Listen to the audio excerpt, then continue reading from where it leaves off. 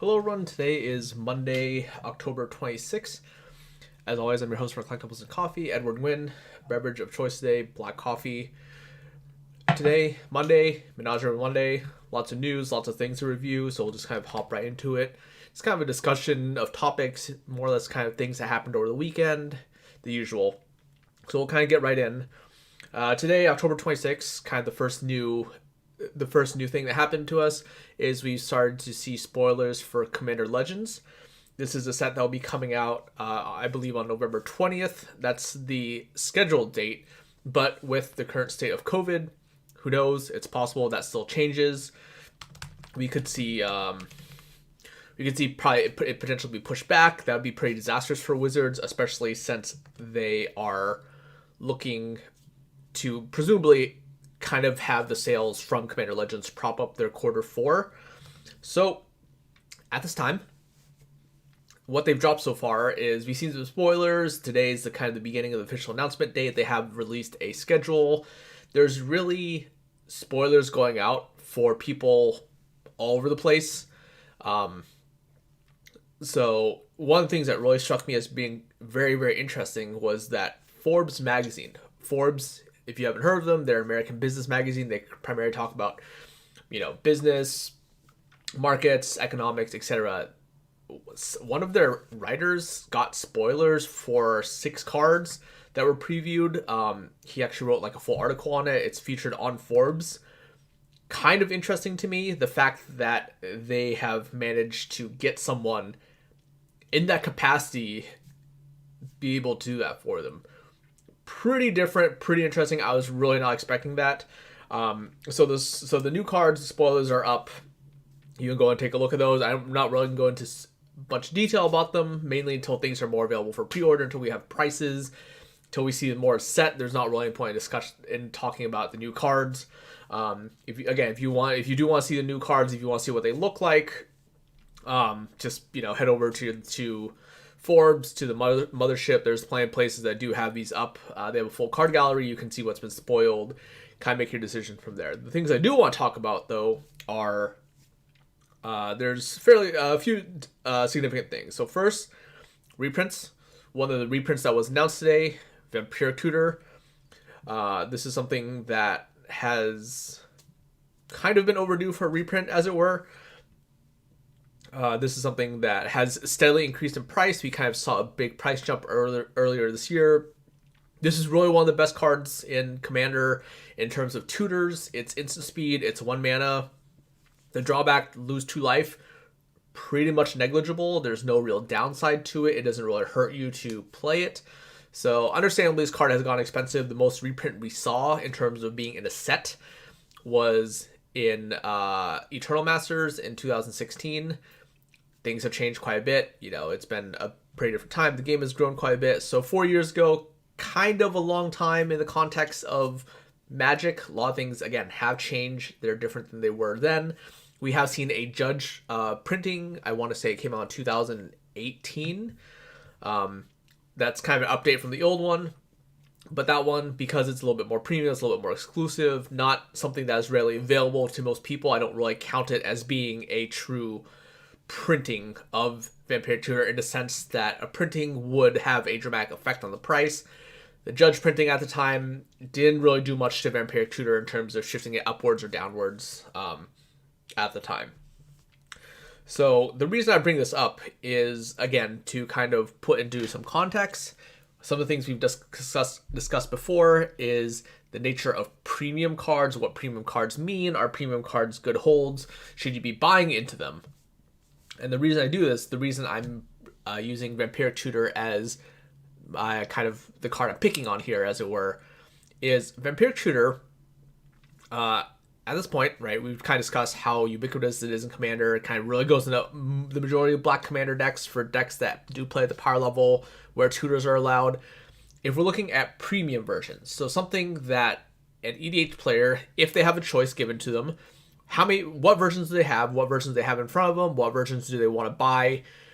If they're looking to have a long-term hold, what would they be? What, as a store, if you're looking to build an EDH community, what cards are you looking to sell? which versions you should be stocking. And when we say premium, right, we're looking at foil versions, pimp versions, cool versions. What options do people have? And today, because with the announcement, they had announced that there's a reprint for Vampire Tutor. It has the same art as Eternal Masters. It is a mythic. And it does have a full extended art variant. And extended art, nothing too different, kind of the same idea as the extended arts that we've seen in the past, just really kind of extending the art all the way around the border so there's no black border edge around the outside. What this means for premiums is that this is really getting at the point where Wizards is trying to clearly kind of in a money grab situation, my perspective. They're making these cards available. Great. They're getting them in the hands of their consumers. Great. These are cards. Vampire Tutor in need of a reprint. Once it's really gone to a point where it was pushing like kind of the $70 range, it's becoming much harder to sell that card because it's at the point where people who look at this card, if they say, oh, I need Vampire Tutor for my deck, and they look at it at $70, you're either approaching the point where people are going to want to start looking at premium versions, so foil versions, kind of the top tier version, something that's a little bit more expensive, a little more blingy at the top, or people are just going to hold off and say, at some point they're going to reprint this card, I'll just wait until it gets reprinted, it'll go down, I'll buy it then. So that $70 range, I've noticed, is kind of $70 to like low $100, like $120 range is kind of the point where there's a fair few number of cards that that EDH cards do fall into, where again they are kind of that range where it's a little bit too expensive for me to just go outright and buy the foils. I may be looking at just buying the foil version, the kind of a premium version instead, or I'll just wait. Vampire Tutor falls very, very solidly into that category, and now with the introduction of full art, the extended art version of Vampire Tutor, now the premium slot, it's really starting to get packed. There's a lot of cards in there now, and each one of those cards, as we mentioned before, is becoming individually more difficult to sell. So the premium versions, if I pull TCG Player and I type in Vampire Tutor, I'll do this right now. From what I can see, there are 9 results that show up for Vampire Tutor. You have the original printing for Visions, we have your Classic 6th edition, and we have your Eternal Masters. So 3 kind of standard printings. Commander Legends is going to be the 4th. We have a World Championship Gold Border version, which is something that has also started to slowly catch on in the EDH community, because when you have cards like Gaia's Cradle get to the price that they are getting to, people are going to look for alternative versions. So Vampire Tutor, the Gold Border version, you would think that in the past, if you've had experience dealing with Gold Border cards, kind of hard to sell, you might think no one really buys them. Gold Border Vampire Tutor is the cheapest copy I can buy that's not completely destroyed from a reputable seller. There's a heavily played one at $50.83 and a light played one at $55.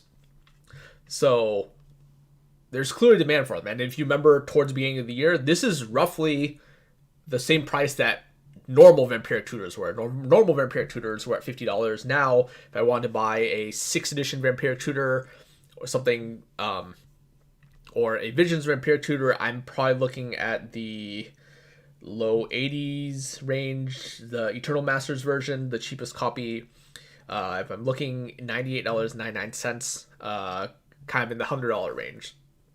So those are your base versions. You have 3 base versions, a Gold Border version, soon Commander Legends will be a 4th base version. And then for premium versions, we have a Judge promo. This is the original Judge promo that came out. It has the original art from Visions. This is the first printing of the Judge promo.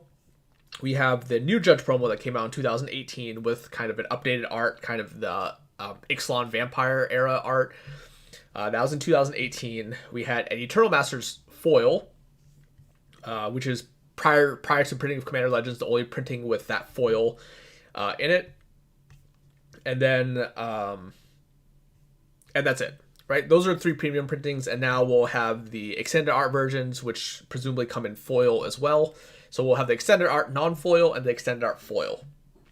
So now we've gone from 3 premium printings up to 5 premium printings of Vampire Tutor. Individually, it's going to become harder to transact any any individual version of that card, because now people are going to be torn. They have more decisions to make. It's not quite as simple as in 2017, prior to Judge promo being released. You had your option of Eternal Masters reprint art in foil, or the original Judge foil. Those were your only two choices. Now we've gone from that. 2018 we went up to 3 choices. Now 2020 we're at 5 choices for those printings. It's becoming harder and harder, like I said, to transact each individual copy, because people are going to look. If you have a Judge version, which is currently hovering at the original Judge version is hovering at 170, and then the 2018 version is about 125 to 130 or so. Those versions, people are going to look, and they're going to have a choice. People are going to think, which version do I want? The original EMA one is far more expensive. The foil is in the $180 range. People generally seem to like the newer frame for their foils, from what I've noticed. Kind of a more modern art. There are a lot of people that do like the original art, but it seems like a lot of Commander players do kind of like the modern frame, just so it matches their full deck. We do remember that there's actually more cards are printed in the modern era frames than there were in the original old border frames that Magic came in. So the new foil, we're actually looking at like $180-ish, and then there's kind of a quick jump to 200, 220 up for the Eternal Masters version. Now all of a sudden people are going to be presented with choices. They're going to look. There's all these premium versions. There's 5 total premium versions now, and if you own an original Judge foil, if you own the 2018 Judge foil, if you own Eternal Masters foil, now all of a sudden you're faced with the decision of, if someone wants to buy, if they want the Eternal Masters art, they can probably buy the Commander Legends foil, the extended art non-foil, or the extended art foil for probably less than what the Eternal Masters price is going to cost. And as a result, that's assuming they want the art. If they want the original art, then the original promo should be relatively safe, but now you have to remember there's more choices to be had for each one. And even if a very small percentage of people are choosing the new art, that's still going to take away from people who are potentially interested in the promo version, in the Judge foil version, either 2018 or the original one, or the Eternal Masters one. It's just making it individually hard to sell each one of those cards. And we're already discounting the fact that if people want the card, if people have been holding out because of the price, they're probably just going to go for the Commander Legends one, because it's going to be the most current, it's going to be in print, it is the modern card frame, and is going to be readily available to most people. Most of your stores probably aren't going to be having a Visions Vampiric Tutor in their case, for example. It's something that probably just goes straight online to sell. So these are things that are going to be available in store for people, and those are going to be people that are picking up Vampiric Tutors. So this is kind of going back. This is, again, me saying that with all these products that are coming out, with all these premium products that is being marketed, that's being made available to people, it's becoming harder and harder to sell your premium products. So your foils that you held on to at one point that you thought were safe, it's starting to become harder and harder. The value may not have changed, but if you're ever thinking about cashing out, if you ever bought your EDH deck and thought, man, these foils were a fraction of the price they are now, your value might still be there. The market may not have changed on them, but you have to remember your liquidity is being impacted. And at the end of the day, when you're trying to cash out, when you're trying to sell, that is going to be what matters. For stores, most people, they don't care if they sit on some of these cards for a while. For me, I know I have no shortage of product that sells very, very slowly. Some of these cards I purchased in a large amount because I got them at a good number. Prices have changed. Prices have gone up. They sell slowly. I don't care if they sell slowly, because if you have... so this is kind of a bone for the retail. So if you're a retail setting and you have an item, you sell one item every 7 days. Let's say you sell one of this item per week. That's fine. You might think that, man, if I bought 50 of these, for example, if I bought 50 of this item, 50 of this card that sells very slowly, right? If I sell one a week, it's going to take me 50 weeks to sell through 50 items, right? That's almost a year for me to sell through all these. Is that kind of a problem? Sure, especially because for the people who are in the retail industry, for the people who are in the business of selling cards, you are concerned about how quickly you sell cards. Cash flow is a concern, right? it's fine that I can, if I got a good deal on these 50 cards, but if it's going to take me a year to sell through all of them, maybe I need to reconsider how much money I'm spending. Maybe I should only be buying 25 copies or 10 copies or something, because even at 10 copies, that's going to last me 10 weeks, right? 10 weeks, 70 days, it's almost 3 months just from this one buy. That being said, if you have enough items where you only sell one item a week, let's say you have 7 items that only sell one a week, right? You're selling one item a day roughly now. That becomes fine. If you have 50 items that you only sell one a week, you're selling 7 of these items a day, give or take, right? It doesn't seem like much, not really, but in the context of retail, if you have enough items that do sell slowly, it does add up over time, and if you're getting in at the right number, then it becomes fine. But when for most people out there who operate individually, who are on a smaller scale, maybe you're thinking about, if I'm putting money into foils for EDH, I'm thinking about what premium cards I want to buy. You have to remember liquidity does become a concern. A lot of cards do have these large premiums. A lot of old foils, if we kind of think back to once upon a time when foils didn't come in every single pack like they do nowadays, foils had a pretty large premium. They were much, much more rare, especially when there weren't a bunch of versions vying for the same space, for the same slot, right? You can only play one Vampiric Tutor inside your deck. A lot of people, if their commander deck is kind of extension of their personality, kind of what they kind of put their joy, they put their energy into building it, usually people want the cool version to go into their deck. But at the end of the day, you can only buy one Vampiric Tutor. And now, as sellers, if you're trying to sell, you have to think how many people are going to be wanting to buy this version of Vampiric Tutor that I have. The cheaper it is, the more common it is, it's going to be very easy to sell. The more expensive it is, the more rare it is, it starts to become more and more difficult to sell. So that's just something to consider with the nature of Vampiric Tutor. Last week when we talked about this, I kind of used Sol Ring as an example. Sol Ring, the premium versions, there's even more of them, right? If you remember Sol Ring, we have the Alpha Beta Unlimited versions, kind of the original art, kind of the most expensive form of those. We have the From the Vault foil, which is the same art that they used going forward for the commander sets. They use the same art from the Vault.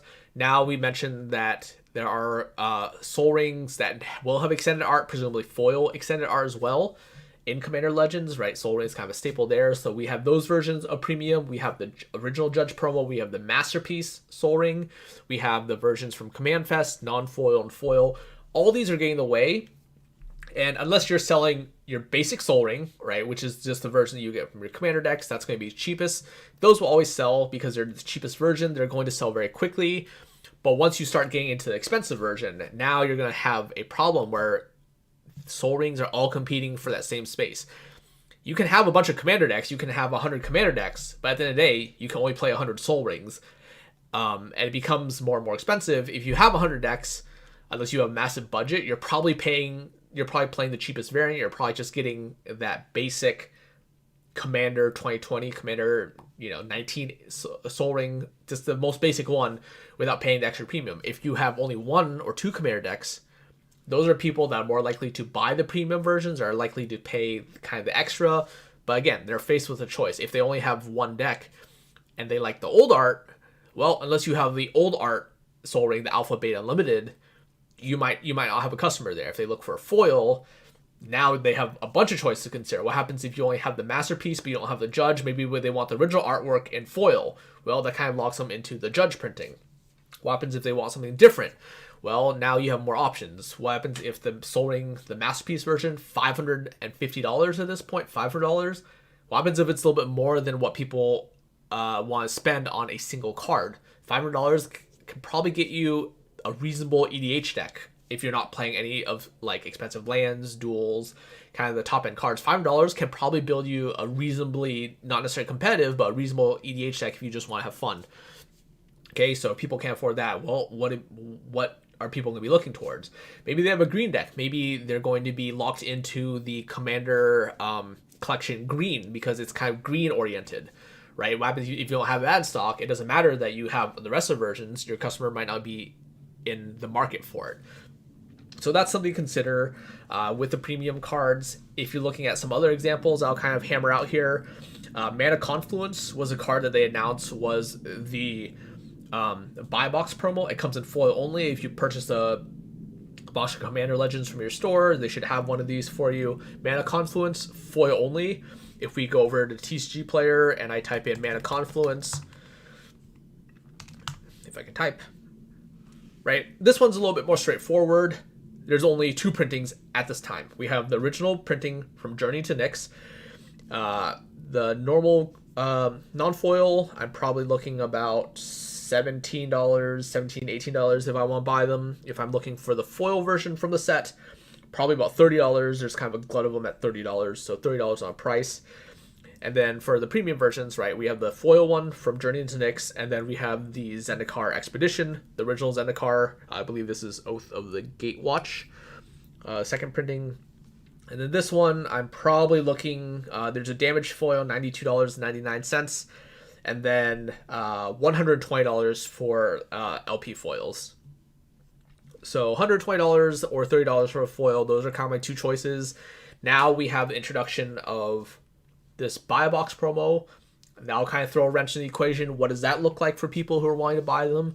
I imagine most people will probably be sticking to the Journey to Nyx foil. That one is kind of in my opinion, kind of the best art. People will do kind of like the masterpiece look, then they'll go to the Zendikar Expedition. But again, now we have a third one in the mix. What does that do? Likely it'll kind of take away from those prices. But again, if people are in the market for a foil Mana Confluence, now they have a third choice instead of just 2.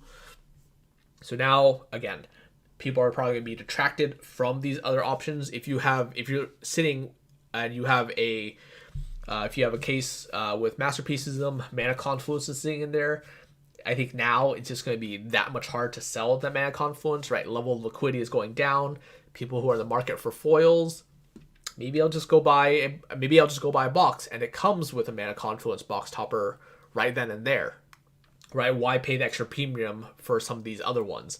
So that's going to kind of take a beating. I think, again, liquidity on these is going to go down, and Mana Confluence is kind of it's kind of a more extreme example because there aren't as many printings. You may not have as many choices, but it comes down at the end of the day to liquidity. These items just going to be much more difficult to sell now that we do have a cheaper alternative. It is important to note that this is not actually a reprint of Mana Confluence. The article from Magic, I believe they had mentioned that, if I pull up the article just so I don't give wrong information here.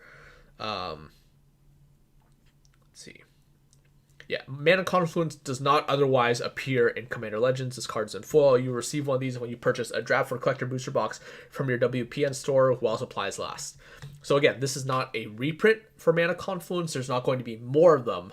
But once more of these hit the market, again, we are talking about taking away from the premium nature of some of the other ones. Now we're in the same competitive space as Zendikar Expeditions and the original pack foil. So these going to become hard to sell. Mana Confluence is kind of an example.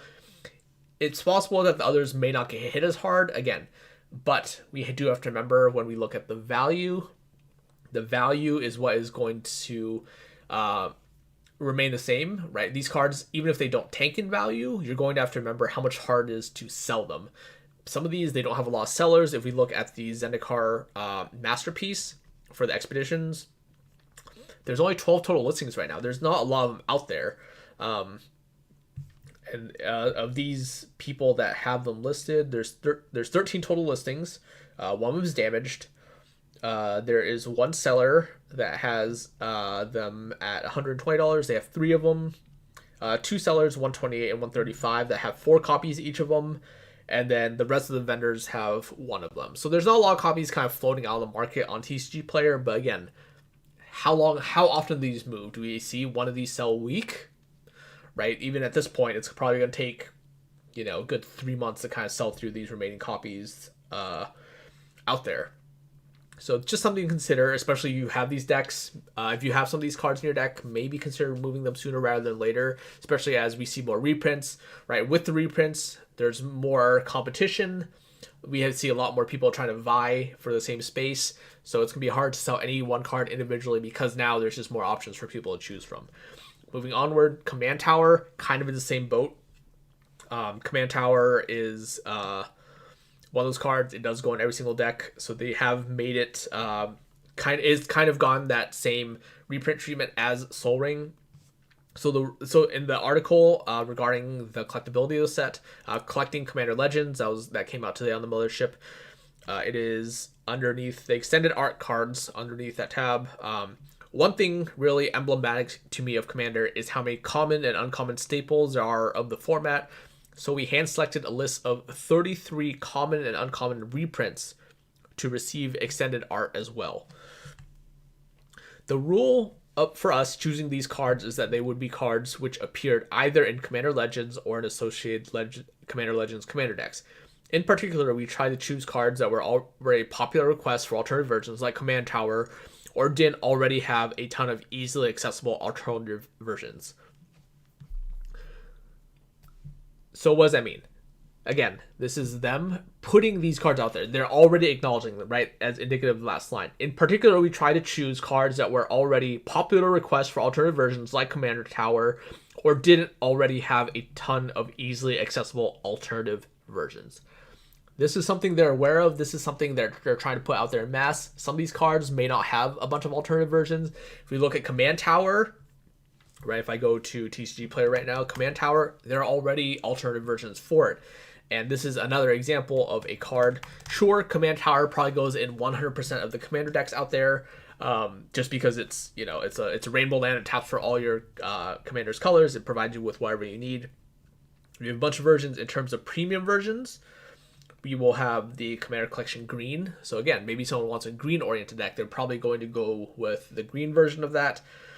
So that one, there will be foil, non-foil in the Commander Collection version. We have the Judge promo with the original art with the shooting star. That was kind of a promo from the earlier days of the Judge program. So that one, reasonably hard to find. It's about $100 for that promo. And then we did have the version that came in the Commander's Arsenal, foil only. That one does have kind of unique art. That it's the same art that's going. Oh no, it's not the same art. So that Command Tower does have unique art. So that one will be a little bit different. Not a lot of listings out there. There's only 6 listings. That one seems to be about, if I click on it, we're looking about $95 for a non-beat version. If you want damage foil, $80 is there. So now we're adding these into the mix, right? We have 2 more versions. We're gonna have extended art non-foil for people. Maybe it's something that they want to be a little bit cooler than just kind of your traditional art foil, or your traditional foil, which you can buy for like sub 50 cents. Again, they've been reprinted so many times. These are so easy to get that not a lot of value to them. So we have the extended art non-foil. I don't imagine that'll be worth terribly much. I wouldn't think this would be more than about $5 or so. And then now we have the foil extended art version, which is kind of another premium version that goes in the mix, right? What versions do people want?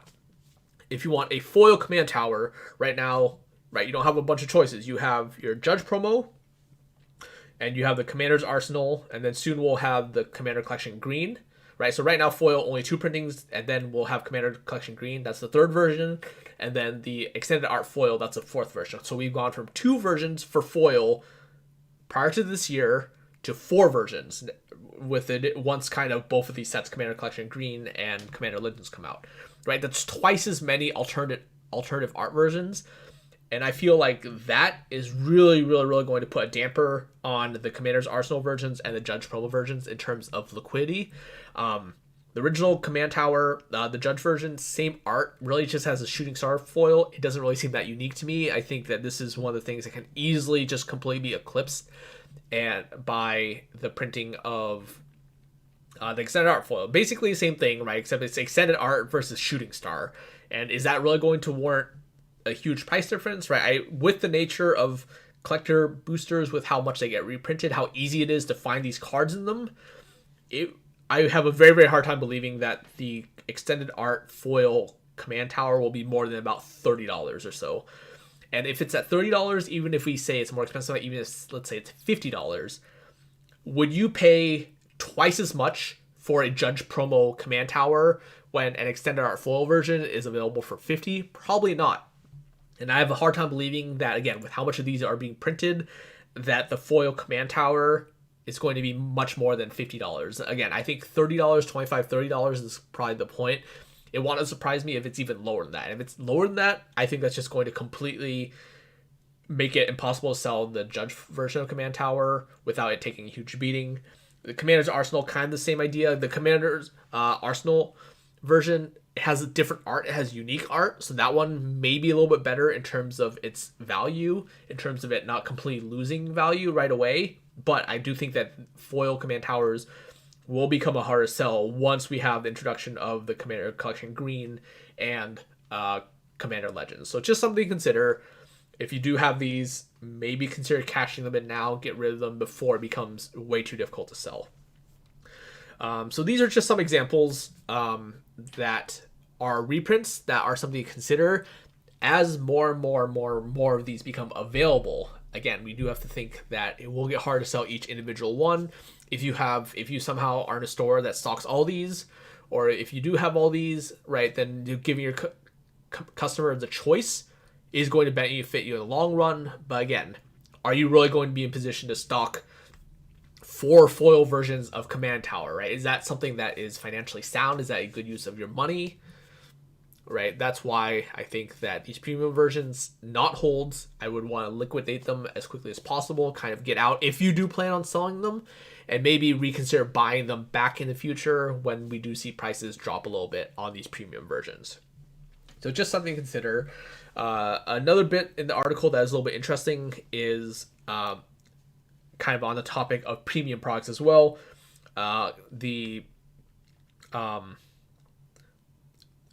Reprint Legends. There's a paragraph here. In Commander Legends, we're debuting a brand new kind of foiling, foil etched. Cards with a foil etched treatment have a brand new frame, which really lets the treatment shine. This new foiling treatment appears on every legendary creature in the set and really gives the cards a distinctive look. I find that the best possible thing to do is just show one, so let's cut right to the chase. Here's an example of what a foil etched Prosh looks like. There's a video there, you can kind of look at the process. Wait, Prosh, you say that card's not on Commander Legends. In addition to the 69 legendary creatures in the main set, we hand-selected 32 popular reprint legends from Magic's history for this treatment too. It is important to note that the 2 Planeswalkers get the above borderless versions instead of the full etched versions. These can appear in draft boosters infrequently and also appear in every collector booster. So again, legends are kind of the cards, the go-to cards that people are most likely to foil out. When you're talking about a 99 card deck, sure, if they're going to have some foil decks, if they're going to have some foil cards in their deck, right, then maybe there's a smattering, maybe just something catches their eye and they're slowly working towards fully foiling their deck. But most people, if they can only have one foil in their deck, it's very, very, very likely going to be their commander. That's kind of the card you look at the time. That's really the centerpiece card of your deck. Your whole deck is based around that card. So now we have another foil variant, another premium treatment that's going to be available for cards. Now we're starting to look at these cards, and now if we pull up a commander, for example, let's look at Prosh, since he's the one that's here. If I type in Prosh, right, we have the original printing from Commander 2013. This is the one that came in the Commander decks. That one is just kind of a normal version, the base version. There's no foil in that version. The first reprint for this card was in Masters 25. So Masters 25 kind of has the big set symbol inside. Because this is the first foil for this card, the non-foil version, not too expensive. We're looking at like $2, $3-ish, right? You can buy these pretty easily. You can buy the Commander 2013 ones kind of for the same price. If we look on the foil, though, this is the only foil printing of this card. We're looking about $25 to kind of $30 for the foil. This is the only foil printing for this card. We have, right, there's an oversized card. Can't really play with those cards, so not really value. And now we have a premium etch version on top of that. Whatever the premium etch version means, you can look at the video. Right, so this is simply another level of premium, another level of foiling whatever that they're adding on. So now we have kind of just multiple tiers of the same card now, and these are reprints, right? So there's a lot of commanders. If you look at foil legends, generally foil legends have the largest price disparity from the non-foil version to the foil version. And again, this is a virtue of people want to foil out their commander. It's just kind of their go-to, is kind of a big deal to them to have that card in foil. So this is something that people like to foil out a lot. Usually we see a very, very large price multiplier, whereas if you look at something just kind of like foil spell, right? So like I can't think of one right off the top of my head. Like foil cultivate, for example. The original foil cultivates are quite expensive, but there's been so many alternative art cultivates that have come out over time that's not necessarily the most spectacular thing to foil out. So the price difference generally isn't that big versus commander foils, where again, if it's a card that you're gonna look at all the time, big difference in price. And now we just have another premium version that we're adding on top that just makes it more difficult to sell. So just something to consider if you do have foil legendary creatures. I think the original printings will generally be insulated, but we have to remember, as the price difference becomes larger and larger, now we're kind of competing for the same space. If we have these versions that are easily accessible, and again, we do have to look at the last line that these can appear in the draft boosters infrequently and also appear in every collector booster. So every single collector booster will have these foil etch cards. So these are just going to be not terribly common, right? When we go from a foil that for foil rare, this was something that appeared very, very infrequently before, right? We were looking at kind of in the kind of pre-modern era of cards, right? When we're talking even just something as recent as like, I probably want to say like 2015 was when they started to really pick up on it, right? A lot of those cards, right? You're looking at like one foil rare, one foil mythic per box. So trying to find whatever foil it is, not something that was super easy to do, right? If we look at Cyclonic Rift, the original version, the original Return to Ravnica version, it's like $20 for non-foil. It's like, I think like $60 for the foil version. Again, much more rare, much harder to find. I'm actually going to look this up right now. Cyclonic Rift. And now, right, with Cyclonic Rift, we do have a bunch of variations, right? There's a box topper version that you can get in foil, right? You have Mar Masters, Double Masters, so kind of all the kind of your normal culprits, but cheapest copy for, oh wow, these have gone way down. Okay, wow, the price difference nowhere near as large as I thought. You can find foil Return to Ravnica Cyclonic Rifts for like $25 or so, even though the market price says it's $62. This is kind of interesting. Right, I think, again, that is kind of symptomatic of a card, right? Cyclonic Rift, people are kind of looking at it. Maybe they can look at Cyclonic Rift if they want a non-foil version, right? It's $28-ish dollars, whereas the foil box topper version is like $34. So price difference not that large, but again, you can kind of see what that does to the price of Cyclonic Rift, of the original premium Cyclonic Rift, the original foil. It really took a beating on it. I do recall that it was much more expensive before Double Masters came out with the introduction of the box topper foil. I do recall that they were a bit more expensive than that, but that doesn't seem to be the case. So this is something to be aware of when looking at your cards. If you have a fully full EDH deck, maybe do consider, do you really care? If you have the original foils, I think you're going to be reasonably insulated. But again, if you are thinking of a potential future where you want to be selling out of your cards, if you want to be cashing in your EDH deck for maybe down payment on a house or something, right? Because I've seen some very nice EDH decks. I've seen EDH decks that have beta duels, original printing foils for everything. Very, very, very nice decks.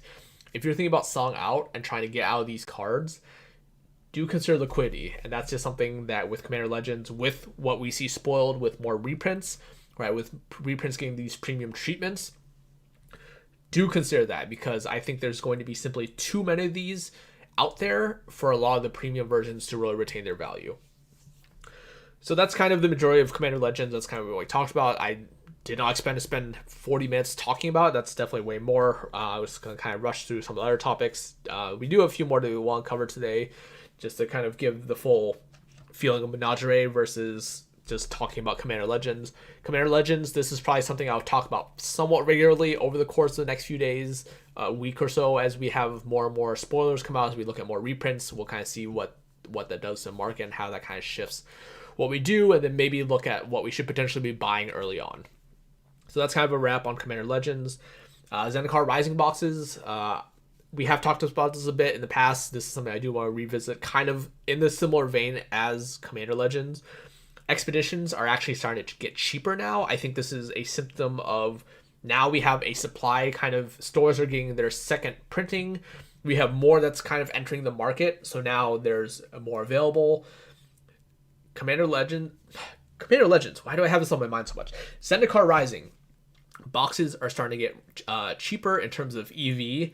EV has dropped a little bit. When I looked at Dawnglare, the EV on a box of Zendikar Rising, we're looking at about $43. I think this is actually about 10% decrease from when I looked at it last week when I talked about Zendikar Seal product. I want to say it was in the 47 range, so we're looking at about 10% decrease, give or take. A lot of Zendikar Rising expeditions are incredibly cheap. I knew they would go down in value, but a lot of them are even cheaper than the non-full normal variants, right? If I pull up the full set here, look at them. I'm not gonna look at every single one, but the ones I looked up when I was writing this episode, examples I want to use. Prismatic Vista. Prismatic Vista is kind of a unique card. This is the first reprint of it, as it were. The only other printing for original for Prismatic Vista is original one, so this is the first printing. If we look at the Expedition version, I can buy a foil one, probably about $27, $28, $30. There's plenty of that range. If I want a foil version, I'm looking about $65 or so. If we compare that to the original printing of Prismatic Vista, we are looking at about low 20s for the non-foil, kind of 21, 22, so about 20% cheaper than the Masterpiece. But the foil is $80 for a foil, so 20% more for the foil version over the Masterpiece.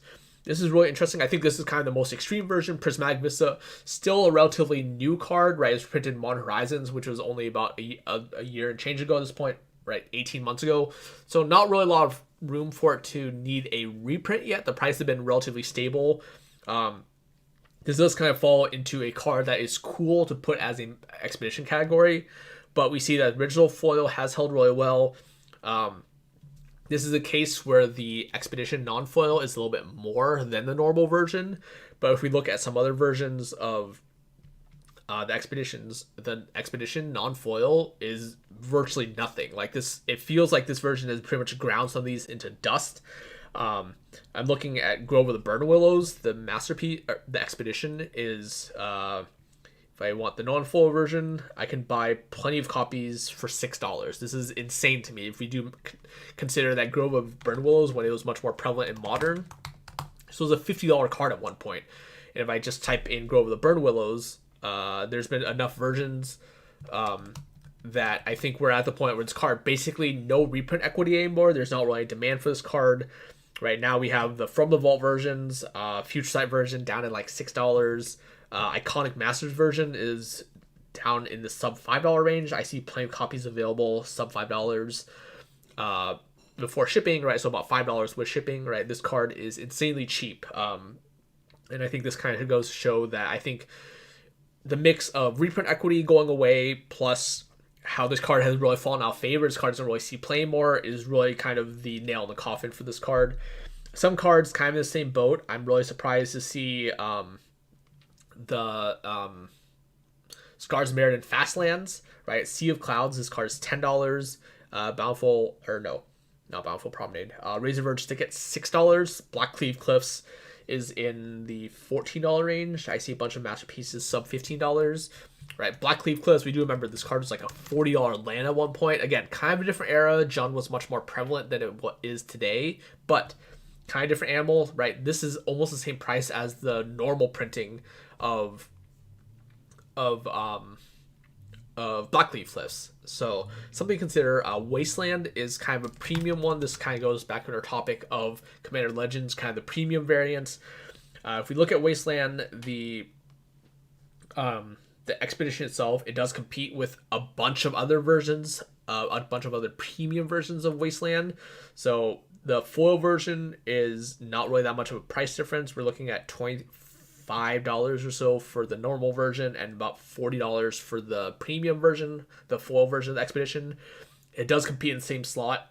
Again, premium version, right? We have foil Eternal Masters, we have a Judge promo, and we have the original Player's Reward promo. We have another Judge promo, and we have the original Zendikar Expedition. So a bunch of choices. Really, really hard to kind of get in that space. Again, if you stock a bunch of different Wastelands, maybe you find a customer there, but any individual version of Wasteland is going to be in direct competition with all the others. It makes it really, really hard to be wanting to go deep on these masterpieces, even though they're really, really cheap. Even though that I see Wasteland at $22 for the non-foil from Zendikar Rising, and if I want to find a Tempest version, right, $20, same price, and Eternal Masters, $21, kind of all in that same price range. There's just so many choices to choose from now, so it really takes away from having each individual one. Again, lots of competition with itself. It becomes harder to stock everything, and unless you are in the business of retail, for example, and you are able to potentially stock all the Wastelands or stock all the Soul Rings, all the Vampiric Tutors, what have you, as an individual, liquidity is going down. These are just examples that I'm looking at. These are all taking hits. The Masterpiece version, right, the second printing of the Zendikar Expedition, this is really going to impact all the other premium versions above it, and it's going to make it hard to sell each one of those versions, because now, again, right, we have people that want maybe the original foil, they want the original Judge foil, they want the original Expedition. It's becoming harder and harder to sell these as time goes on. So again, consider, take all these things into account. If you are looking at potentially cashing out, maybe do so, because before it becomes more and more difficult to sell these. If you just care about playing, maybe consider that it's time to get rid of the masterpieces and just downgrade and just have the most basic version. Just play a Tempest version, just play an Eternal Masters version, play a new Zendikar Rising Expedition if you want an alternate art frame card that looks cool, but you don't necessarily need the kind of the premium value associated with it. So these are all things to consider. This is kind of Zendikar Rising in a nutshell. If you are in the market for the expeditions, if you do want any of them to kind of bling out your deck, pimp out your deck or whatever, I think we're kind of at the point where I don't suspect the price will go much lower. With the release of the next set, as soon as cards are no longer from the most recent set, as soon as Zendikar Rising is no longer the most recent set, it becomes much, much, much slower to sell. People are already thinking about the next thing they're going to buy. If you're retail, right, you already need to be thinking about Commander Legends is coming out, Commander Collection Green is coming out, right? These are two more sets that are going to be released before the end of the year. Commander Collection Green, not really set, but just something to consider. Zendikar Rising, again, we may not see much more enter the market. We may not see people really busting collector boosters or set boosters, draft boosters anymore for these cards, so I don't really see much more supply kind of entering the market. So these prices may be at the low. If you do want to hold out for Black Friday, I don't think that's unreasonable either. I think the shift will kind of move away again from Zendikar Rising onto the new stuff. Commander Legends will be out at the time, so the shift may move away. So it's possible stores may be doing a Black Friday sale. Maybe you can find a deal there, but I think if you want to make a move on expeditions, now may be the time to do so. Kind of shifting away from Magic a little bit. I saw news this morning, Tulare Community College, for those of you who follow him on YouTube, he put out a video. He put out a video on Pokemon, how to build a standard Pokemon deck. To my knowledge, this is the first time he's written about it, and I think this is just going to show. Last week, we kind of talked about the impact of social media, what it does to markets, what it does to attention. I suspect that there's a lot of people, a lot of Magic players, they fall in the perfect Pokemon demographic. And by perfect Pokemon demographic, I mean that these are people like my age who have played Magic at some point or played Magic more recently the last few years. When Pokemon first came out, we were kind of in that perfect kid stage. A lot of people can reflect on and think back to, hey, Pokemon, I did play that when I was a kid. So by Tulare Community College, by him coming out with a video, this is going to draw more people in, right? A lot of people are going to be looking a bit deeper into Pokemon. Maybe that, hey, there's something about the actual game itself that may be there for me, right? And this isn't a difficult sell at all. Magic players already are in a TCG. It's not really that big of a shift to go from Magic TCG to Pokemon TCG. This is just another set of eyes. This is more visibility out there.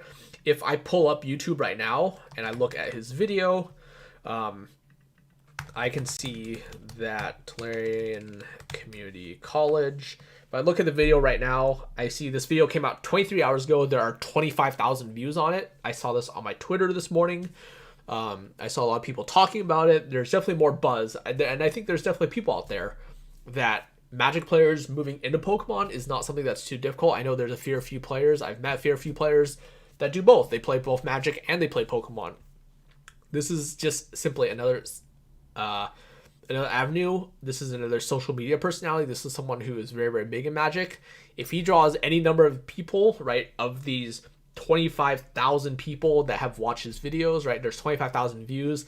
If we have 1% of the people that view this, 1%, which is, right, a very, very small number, right? That's 250 new people that are getting in, that are rediscovering. I suspect the number may be a little bit higher. There's probably a bigger overlap, as mentioned, between Magic players and Pokemon players. Probably have more people that are getting in, looking to revisit. Again, this is just another thing. This is another bit of movement that is going to affect the market. So this is just something to consider, something to take into account. I haven't actually watched the video myself, so I can't really speak to it. But it's there, the title, How to Make Your First Pokemon TCG Deck Standard. So presumably talking about a lot of gameplay. So check that out if this is something you're interested in. Again, this is just more eyes, more visibility is ultimately good for the market. So with that, we'll kind of wrap up this episode. I do have some mail here. It's Monday. Usually Monday is kind of a big mail day. Mail has really had time to travel, kind of get to me. So we'll just kind of go through and look at what I got. So so some of this I'll kind of talk through, but I'll just kind of open the mail. A lot of the mail has already been open, so we'll cover up my address here. So this is one thing that really irks me about TCG players. This is an order I got. It came in plain white envelope. Sure, whatever, I don't care. So there's no return address on here. There's no address where this came from. Which is a problem itself. If you need a return address in case your mail bounces, so it can make its way back to you. If for some reason it can't be delivered to me, then you actually get your cards back instead of just things being lost. So there's no return address, so I have no idea where this came from. And when I open this up inside, the cards are inside in a top loader. I ordered one card. There's no tape on this top loader. I'm surprised that this didn't slide out. There's 3 top loaders in here, which is pretty interesting. There's no invoice inside as well. So there's nothing that irks me more than when this happens. I think this is a really silly way to cut costs. I have, again, no idea where this came from because I get a bunch of envelopes. I'm just going to open up a few. I'm not going to open up all my mail because I have way too many. A lot of them aren't terribly interesting. So I have no idea where this came from. I have to go back and try and figure out where this came from to make sure that I'm getting all my orders in because I always have to go through and check them. So this is one thing that really irks me more than anything. I don't know if all things why you wouldn't include an invoice. So this reminder for sellers out there. I think that not including invoice is incredibly unprofessional. People do want to be able to line up what they bought with what they get, right? You normally get a receipt with most of your purchases. So not having it here, I think, is pretty silly. So that is one of the things. So this one, I actually have another one here as well. That should be the same item. So here, right, we have a much better example. This came in bubble mailer, right? This was a professional seller, right? The invoice is wrapped inside is wrapped around the card, right? So the card, right, came in top loader, right? This is what packing should look like. I'm not a fan of tape, but whatever, this is fine. So to kind of go back, I do like the fact that there are pull tabs on these. So the tape is folded over, so it's a little bit easier to remove the tape. So try and take scissors to it. These are Charmander promos. These are the Toys R Us Charmander promos. When I mention about what is the next big thing, right? again, it's just thinking, you don't necessarily have to think about big things. You don't necessarily have to go on to try and spend hundreds or thousands of dollars on what you could be buying next. These promos kind of came out in the same time frame as Evolutions, I believe. These are relatively recent promos. These are Toys R Us promos. So they gave these out Toys R Us with Pokemon purchases. So they have that stamp on there, the Toys R Us stamp. It does have kind of the original base art, so base set art. So these are kind of cool. I went and bought a bunch of these. I thought they were underpriced, given kind of what's happening, right? People couldn't afford Charizards. People started moving on to Evolutions. Same idea with these. When I bought these, I think I paid, according to this invoice, I paid $27.95, which was kind of on the higher end, but this was a store. So I paid $83 on these. I think on this one from this random seller, I think I paid like $20 on.